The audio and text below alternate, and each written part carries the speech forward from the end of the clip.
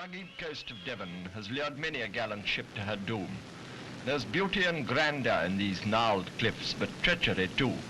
Fast on the rocks in Hope Cove near Salcombe lies the Herzogin Cecily, largest and most famous of the few sailing vessels of today. 8 times the Finnish bark has won the grain race from Australia, but now her days are numbered. Aground from stem to stern she lies at the mercy of the sea. Look down on the beautiful ship, her mainmast 200 feet high, her 56,000 square feet of canvas furled for the last time, and grieve with her captain and her crew. A line has been made fast to the cliffs, and in the breeches buoy her skipper Sven Eriksson comes ashore.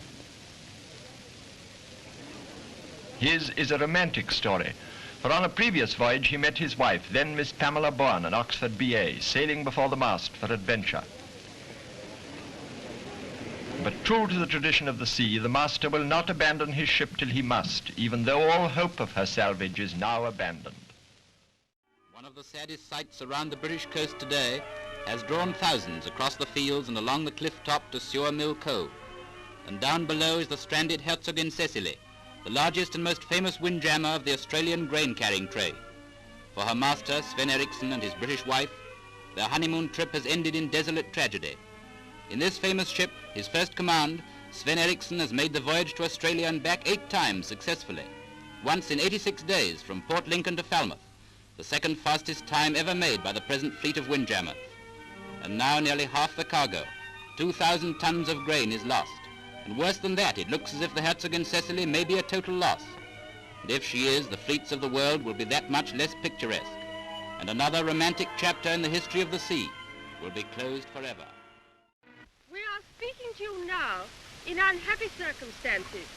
We're on the rocks. We stranded here more than 3 weeks ago, on the 25th of April. It was thick fog, and we found ourselves 8 miles off our course. We have already been helped personally by the British public in the most amazing way. And we want to thank you all most deeply for that, and for the donations which are still coming in. To show his appreciation of all this, the owner, Gustav Eriksson, is willing to take 6 to 10 British apprentices free of all fees every year until all the monies collected from the public have been repaid. As for our future plans, once the ship has been beached at Salcombe, we shall know just how much the extent of the damage.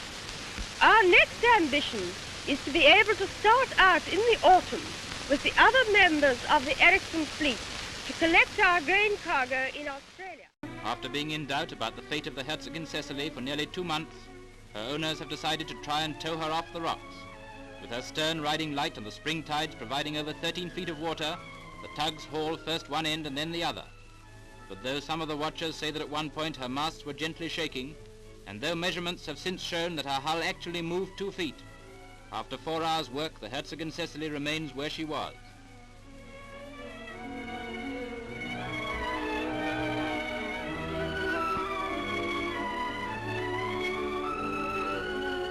On board, the crew do all they can to help by heaving on the hawsers, and the work is directed by Captain Eriksson's British wife.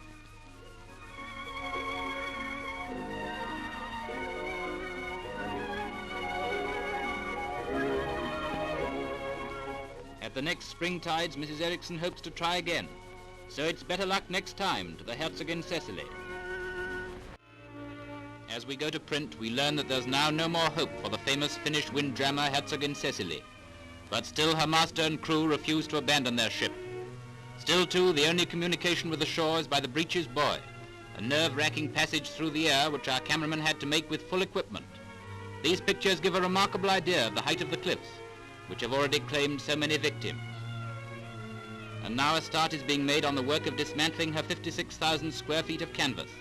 Most of that and some of her rigging will be taken ashore, and then as much as possible of her grain cargo will be salvaged. And gradually her hull settles down, and inch by inch the waters creep over her deck. A tragic sight, not only for her owners but for all who love the sea. A wheel that will never again be used, a proud ship that has made her last journey. Success at last crowns the efforts to refloat the Herzogin Cecily. The famous bark has been on the rocks off Selcombe in Devon for some 8 weeks, all attempts to salvage her having failed. Now with a high tide to help, tugs haul her off and tow her away towards Starehole Bay, where she is to be beached. And if all goes according to plan, she should be setting sail in September to contest and possibly win the next Australian grain race. Imagine the delight of Captain Ericsson's English wife, who is stuck to her ship all the while. So the famous windjammer is saved from the sea, for the sea.